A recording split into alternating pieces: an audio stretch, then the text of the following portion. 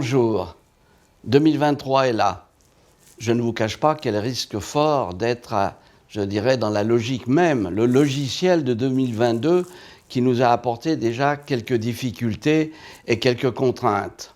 C'est la raison pour laquelle mes pensées premières vont aller à celles et ceux d'entre nous qui sont les plus vulnérables, les personnes âgées, les malades, les handicapés. Je leur souhaite bien sûr de faire face à la nouvelle année qui vient.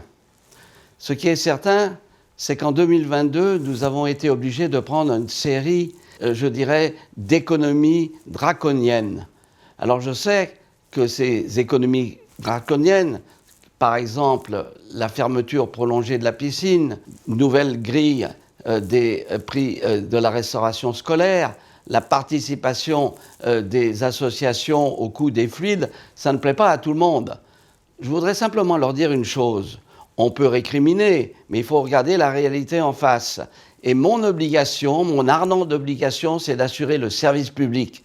Le service public qui est nécessaire à la cohésion de la cité.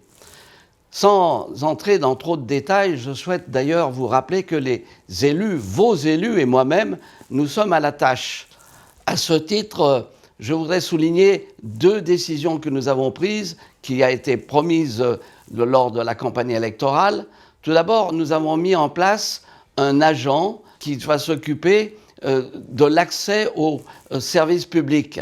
Il est là pour conseiller toutes celles et tous ceux qui ont certaines difficultés avec le règne de la nouvelle société digitalisée, l'informatique. Et il y a un moment, on s'y perd.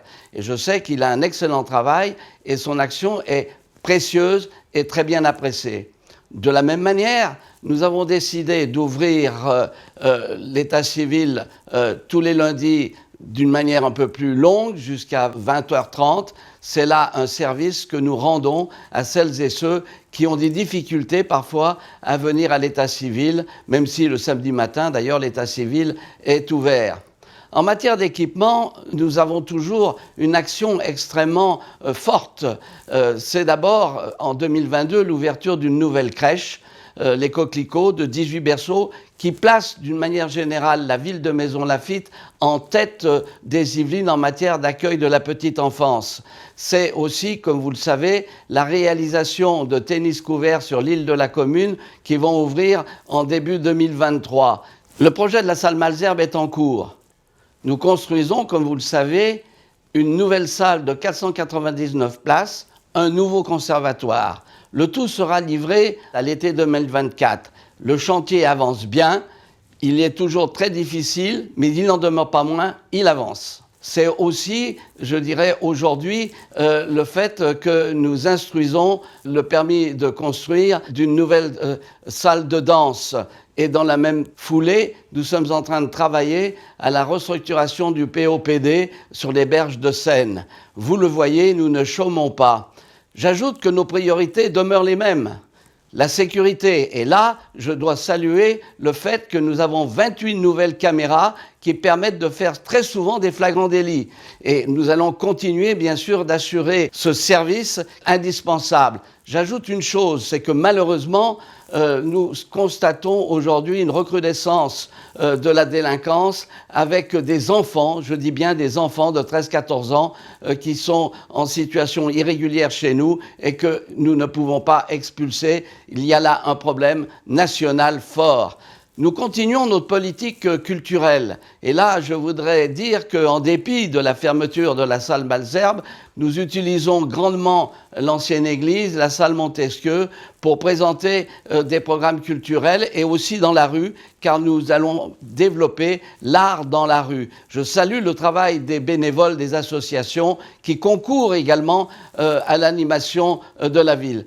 En matière de voirie, nous avions réalisé, il y a déjà quelques mois, la rénovation de l'allée François-Mansart, la rue Jean-Luc, et cette année, en 2022, à l'année écoulée, nous avons réalisé la rue du Fossé.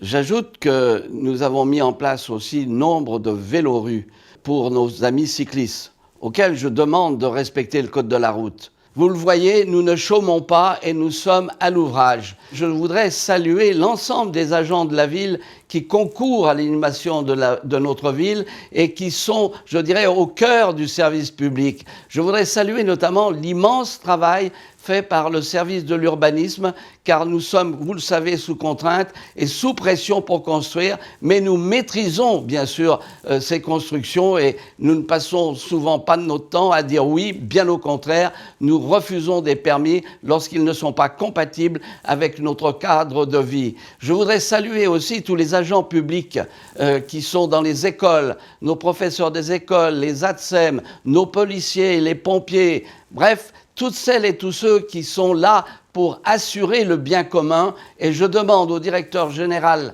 des services de leur adresser nos remerciements et de leur dire combien nous apprécions leur travail. Je demande donc à Bruno Bibet de leur transmettre non seulement nos vœux de nouvelle année, mais les remercier en même temps. J'en terminerai avec une bonne nouvelle. Vous le savez, le 12 décembre dernier, France Gallo a décidé de donner son aval à la vente à la ville de l'hippodrome. Il va se passer encore quelques mois avant la conclusion entre les notaires, mais c'est fait. Et il s'agit là d'une étape très importante pour, je dirais, instruire le dossier avec la Société des courses hippiques de Maisons Lafitte qui va présenter à France Gallo un programme, un projet crédible pour, je dirais, la reprise des courses dans les meilleurs délais. Vous le voyez, le pire n'est jamais certain, donc nous allons de l'avant, nous sommes à l'ouvrage. C'est la raison pour laquelle je dis bonne et heureuse année à Maisons Lafitte, bonne et heureuse année à tous et à chacun. Vos élus sont à la tâche.